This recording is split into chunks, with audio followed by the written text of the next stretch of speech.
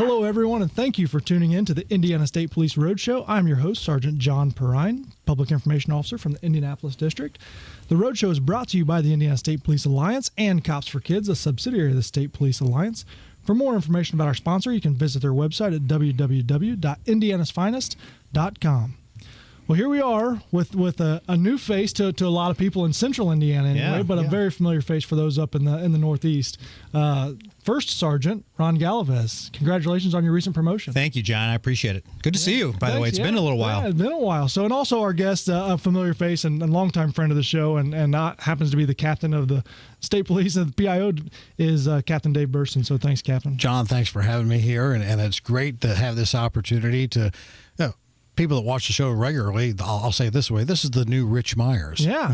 So, but much better looking. Oh, much better looking, and we'll make sure that Rich watches the show and hears us say that. Yeah. So, Ron was recently promoted into the vacant position left by First Sergeant Rich Myers. So he will be the Assistant Chief PIO for the State Police. Correct. That's right. Out of headquarters. Yeah, be working for this fine gentleman right over here, a man that I've known the entirety of my career. I've been a trooper for 25 and a half years, and my gosh, can't believe it's been that long when you say it out loud.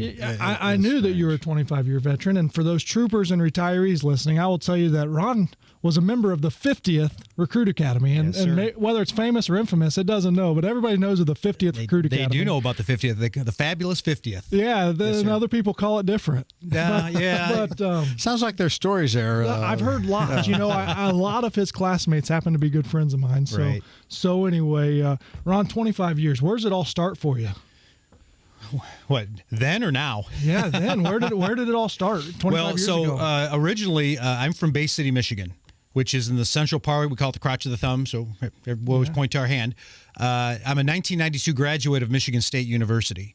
He always gets that in. I always do. I got to get my Go Green in. There's another. They've got an okay plug. Basketball team. Yeah, not bad. A couple of Final Fours here and there. Yeah.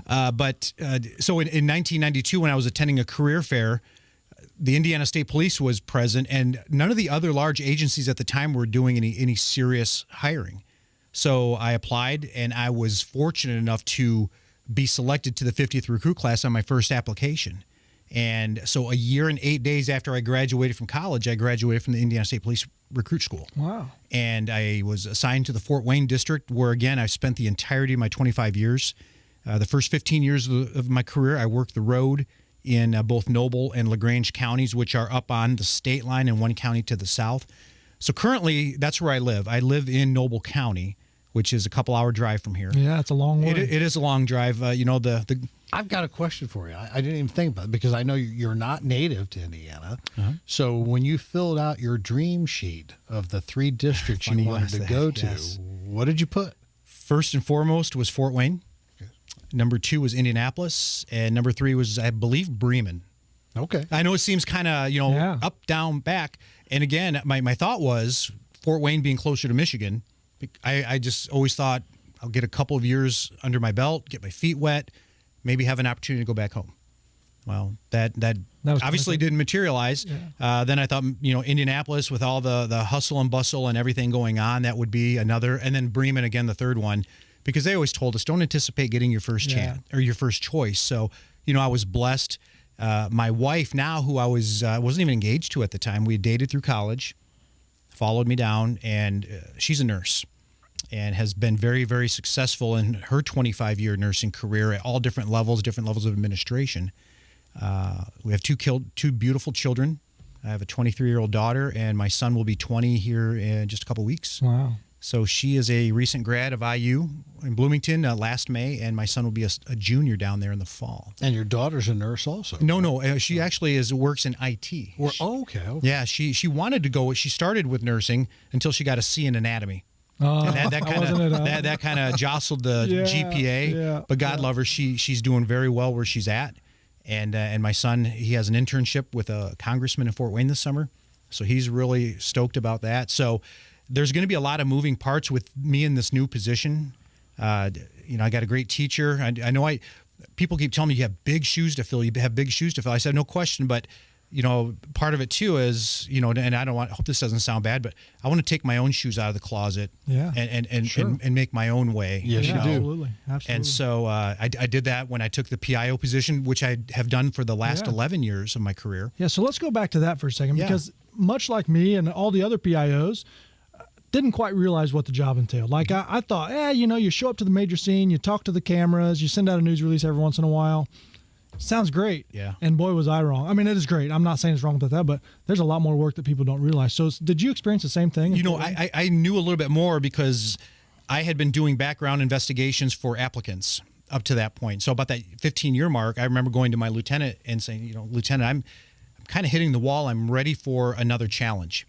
And at that time, the PIO previous to me, Roger Popplewell, had been promoted to the sergeant major position.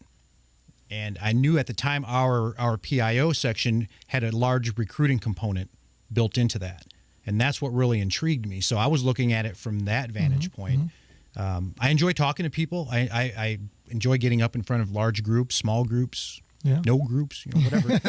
But I'll talk like I did on the way down here. I talked to myself all day long. But going back to your question, I had some thoughts as to what I was getting into, and it's been all that and more in a positive way. People poke, and you get it too. The guys on the road, they poke fun at the PIO, but until somebody needs one, that's right. That's right. And it's been great. The media in Fort Wayne, and really even here in Central Indiana, the dealings I've had, been tremendous. I have nothing but great things to say. You made me think of something else. We didn't talk about this, so I hope I'm not throwing you a curveball. But where I was most impressed, and I don't know what you consider your 2, 3, 4 highlight events as a public information officer for our department, but I remember one specific one where it was a manhunt and looking for a person, and as you were in the middle of the interview, shots were fired, and you did not miss a beat. Recount that. Do we have time? Sure. Yeah. So what happened, it was, I wish I could remember the exact year, but it was about 6 years ago, in a little town up north in DeKalb County called Waterloo. About 3 o'clock in the morning, Waterloo officer encountered 2 individuals that had been reported as suspicious. If I'm not mistaken, they were both on meth at the time and what have you, but nonetheless, the officer was shot in the face, point blank, while he's sitting in his car. So like Dave said, manhunt ensues. They call me. I'm getting there, and I'm doing a live interview at 6 o'clock with the local TV station up there. That was 6 in the morning, wasn't it? It was 6 in the morning, yeah. And so right as we're setting up, he says, all these police cars go taking off from this little PD. And he's like, Ron, what's going on? I said, Bowman was his name. I said, Bowman, I don't know. I've been standing here with you for the last 2 minutes. I have no idea. I honestly don't, but we'll figure it out. So we get talking. We get to doing our thing. And in the background, you can hear it. Do. And he starts doing one of these. I think this shot's fired. Ron, are those shots fired? And all I could think of was somebody has to stay calm. Yeah. And they're going to be looking at the guy in the uniform. But in my head, on TV. But in my head, and live, no less, I'm thinking, oh my Lord. So I said, okay. So I took a look back and I said, well, all those police cars ran down there. Obviously something's going on, but we'll get to that in a second. Here's what I was finished. So I just finished my train of thought. Right. It was about schools and safety, locking it down, or locking in your house, staying put kind of thing. Yeah. So, but yeah, we've played that over at a number of training sessions and what have you. But that seems to be the one thing that people always remember was the shots fired and you didn't flinch. I didn't flinch outwardly. Right. I did all the flinching inside. Internally. Yeah. Oh yeah, totally. Yeah. Totally. Well, and again, you expect the unexpected with this job, but from afar, I've always admired your work, and I would consider you a mentor because I read your things. But my first experience with you, and I learned so much, was I had been a PIO about 2.5 weeks, and about 4 o'clock in the morning, my phone's ringing, and it's Superintendent Doug Carter, and that's a rare phone call, 4 o'clock in the morning. So I answer. He says, "Hey, we need your help. Deputy Kuntz had been killed in Kokomo, Howard County," and I get up there and I'm the PIO, right? And they said, "Hey, Ron Galvez is on his way," and I didn't even know you at the time. Right. And you showed up, and what was really neat for me as a senior PIO who showed up and could have done so many ways, you didn't show up and take over. You showed up and helped me through that, and that meant more than just showing up and saying, "Hey, I got this," or "I'll handle this," or "I'll do this." Right. And what a learning opportunity, and what a cool thing for you to just kind of spoon feed me that situation instead of. It would have been much easier for you probably to just say, "Hey, I got this." Yeah, and I appreciate that, because equally as impressive was what you were doing when I got there. You already had the TV cameras all set up. You were doing an interview, if I'm not mistaken, when I first walked in. Yeah. And I remember thinking, okay, he's got that. Let me get something situated here, because I remember getting there, and when I saw that, okay, he's got part of this. He's going to need help with phone calls, emails, other interviews that he's not, you know what I mean? Because when that shooting that he was talking about, people were calling me. Trent Smith from Bremen, Tony Slocum from Peru. Hey, do you need anything? Do you need anything? And at the time, I was like, no, I'm good. Yeah. And right about then, because in PIO 101, they don't say if something happens at 3 a.m, policy says that the media will start calling at 7. You know what I mean? That's right. Well, they're calling it 301. They must have been, because there was trickling, and then it was a flood. Yeah. And in the middle of it, by then it was too late. Yeah. And I've talked about that several times with other PIOs, is we're often reluctant to accept that help, because we're like, I got it, not a big deal. And then by the time we realize we need help, it's too late. Right. You're just behind like the power curve. Right, And exactly. so we, here in Central Indiana, and I think you'll notice, is we've built a fantastic network of PIOs from other agencies. Sure. And it would be very uncommon for me not to receive at least 3 phone calls during an incident saying, "Hey, can we help?" Right.